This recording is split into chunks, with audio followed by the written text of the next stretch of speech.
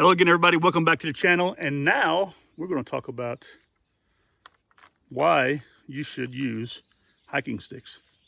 Be right back with you.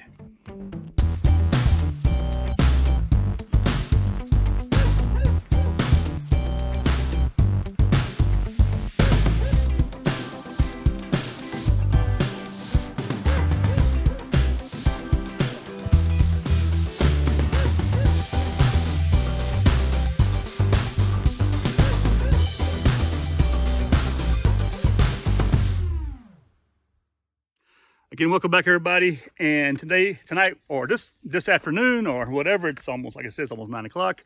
We're going to talk about hiking poles and why I think you should use trekking poles or hiking poles or batons or whatever to get out and about when you go in the outdoors. Now, I'm 54 years old. I'm no longer a young guy. And even for young guys, or young gals, this is a saver, okay? The first thing, I'm going to give you five reasons why I think that trekking poles are a good thing to have. And then we'll talk about trekking poles in general and prices, kind of stuff. The first thing, we'll talk about stability, okay? What this does as you hike along, you know, we are two-footed standing Homo sapiens, okay? And with that comes the risk that because we only have 2 feet on the ground, we lost a lot of stability. Now, if you look at those in the ape world, and the chimpanzees and the other monkeys, this kind of stuff, they're all, and all animals, they're all they have 4 legs on the ground. So they have much more stability, they're much faster, and they're least likely to just fall down, okay? So this gives us this connection with our 4 legs again. It sort of gives us that stability that we need, okay? If we're carrying a heavy pack, what we do, a heavy pack sort of throws off your center of gravity. So these poles right here, what it does is it lends back to that center of gravity. So as you're walking, okay, it's going to give you that center of gravity back, so that when you're wearing that pack, you know, you're going to fall back. So you're going to lean forward a whole lot. So what this does, it sort of gives you that center of gravity back, so that you're much more stable when you're hiking around, okay? You're going to be putting into this your shoulders and your arms as you hike, okay? One thing I see a lot of people doing is sort of like throwing their poles out there as they're hiking around, and this is actually, it's not giving you any stability. It's just sort of just giving you something to do, I guess. You know, you lack that stability. What you got to do is you got to plant them. Okay, you can plant one. You know, when you plant them, you can plant one. If your left foot's forward, plant that one to the front, and you pull yourself. Okay, that's how you should walk with these things. It gives you much more stability. This past winter, I was hiking out and around. It was really icy, and if it wasn't for my trekking poles, I'd have busted my backsides many times. Okay, so it just gives you a lot more stability. Okay, when you're going uphill, you got your shoulders helping you to help pull you uphill, and when you're going downhill, your shoulders are sort of locking you in, your arms, to help you to be more stable as you go downhill. So use your poles to help propel you forward, and that lends to much more stability, okay? Safety, okay? I've already done number 1, 2, stability, and then fatigue. When it gets back to fatigue, what helps you to distribute that balance, okay? So you're actually less likely to become tired. I don't have the greatest of knees, and my hips aren't that great anymore. My back's a little bit out of whack. So this helps me to use my arms and my shoulders, put them into the job, and it helps with that stability, but also helps with keeping the fatigue down, okay? So the third one, of course, is safety, and safety leads to balance, okay? It keeps you safe if you're, you know, when you're going across rough terrain, uphills, downhills, this kind of stuff. It sort of keeps that balance in, so if your load shifts, it doesn't just thrust you forward or pull you back. So that's very important, and this really leads to that also. Another thing, it sort of goes into safety, but it's its own category, and that's sort of like if you're crossing rivers and streams, this kind of stuff like that. It's good to have these poles with you to help you not only judge the depth of water or the solidity of ice, but also helps keep you, if you're on slippery logs or slippery rocks, sort of helps give you that security, and you're less likely to fall into the water head first.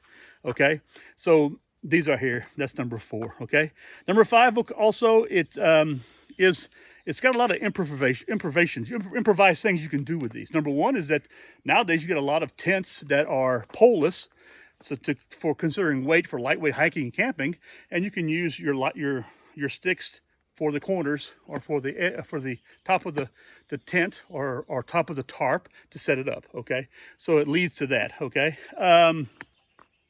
Also, if someone gets injured like that, you can splint with one of these right here. So you can actually splint a leg or something like that with it. You know, we're not always somewhere where you're going to be able to go out and chop a tree down or a small sapling or something like that to make as a splint, or you're going to carry some huge 5-star first aid kit with you. You're going to carry your individual first aid kit, and you're going to have the basic Bobo stuff in it.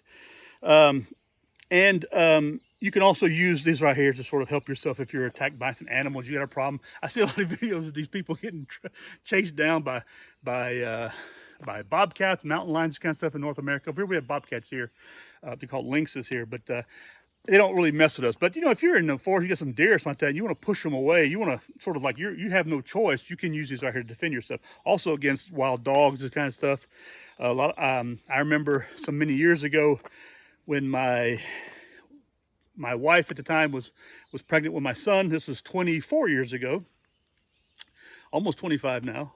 And we were hiking behind our house with a huge amount of forest behind our house along the Jura here.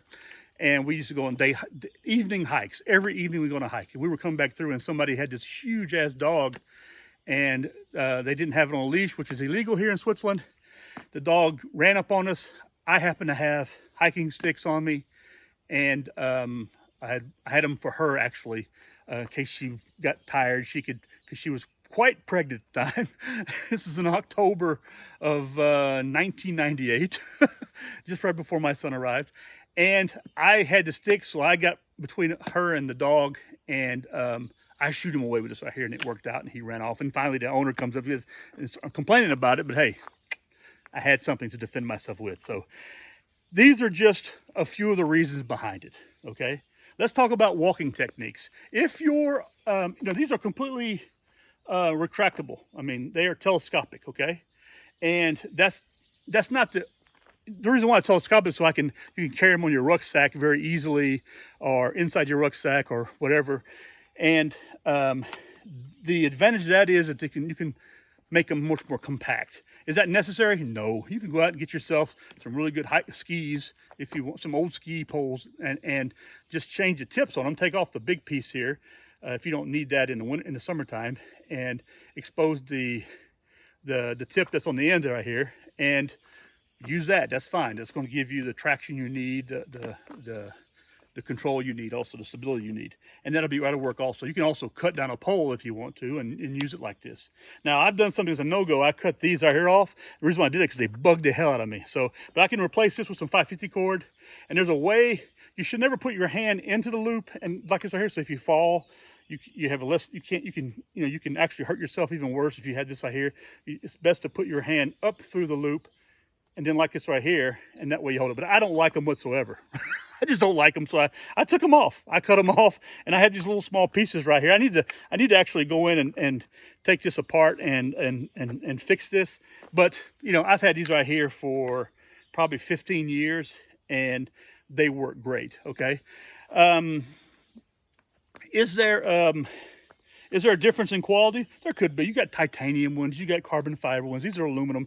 I don't suggest the carbon fiber ones because if they get beat up a little bit, that actually weakens where that point is at, and they can fold up on you, or they can break on you very easily. The titaniums are nice. They're super light, but you know what? We're not talking about a lot of weight here. These are actually quite light themselves, okay, for a pair. These are from Black Diamond, actually. And you have lots of brands out there, and these are called the Shock. And although I guess there is some shock level there, I haven't seen it, but anyway, I use them primarily for stability. And I'm not running any races in them, so it's just for me, it's a normal hiking. But what I want to say is that you have this part right here, and a lot of them have a vice system, a screw system. That's the worst I've ever seen because those break usually. Okay, I do suggest a system like this right here, where you can clip it, and then you can change the length of it if you want to, okay? And you can regulate it because you can do it very quickly. And the reason why you need to be able to do this, not just to make them compact, but also when you're hiking, normally when you hike, I keep my arms pretty much parallel like this right here, okay? Now, if I'm suddenly going downhill, I need to have these a little bit higher, okay? So I can actually extend them to make them a little bit higher on my arm. So that gives me this ability to be able to reach out and touch something below me as I go down. Instead of having to bend over to do it, I can just do it this way. Car's coming. Another position is to have them lower. And lower is if you're going uphill, okay? And the reason why that is it's just shorter. If you're steadily hiking uphill, you're going to need to be able to wave to the nice lady going by. You need to be able to as you're going uphill, this allows you to use them and like I said, activate your shoulder and your arms to help you to hike up and keep that stability, okay? Now you can quickly change this out. Now you're not going to change them out for every little slope you do, but if you're hiking in the mountains and you're primarily the first day hiking up to a certain altitude, you shorten them, and that allows you to use them as you go up. And if you're coming down the last day, you lengthen them so that on the trail that you're taking, that helps you to have more stability that way. Because you do want to keep your body as upright as possible. You don't want to be slouched over, and you don't want to be leaning back, okay? Especially if you have a heavy rucksack on. Let's talk about price-wise, okay? You know what? Doesn't matter how much you pay for them. You're going to get out of them what you get out of them. Unless you're using them every day, then you probably need more than one set if you're going to burn through them. I've had these for 15 years, like I said. They've worked really well, and never had any problems out of them, thank goodness. I hope that stays that way. You know, you can go to whatever store that sells them, look at what they got. A friend of mine, he just sent me a message.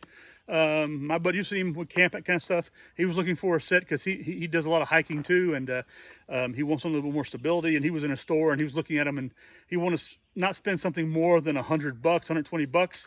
And I don't even know what set he got in the long run. He sent me some pictures of different ones, but there were things down to really not very long. You know, for me, it was like, okay, you want to be able to compact them, which is nice, so you get them on the outside of your pack when you're traveling or if you're not using them. But most often, they're going to be in my hands, okay? But, you know, when it comes to price range, you're paying for brand, you're paying for design, you're paying for the materials, and that's what you're paying for, okay? Pretty much are all made in China, sadly. But, you know, you want to get something, I would suggest as light as possible, but at the same time, as strong as possible. Be careful, like I said, the carbon fiber, because once it's damaged, it's broken. You might as well throw them away and get yourself another set, unless you have ability to fix carbon fiber. So as I hear, these have shorter pieces right here, so if you are going up, I can actually change positions. This is not bad.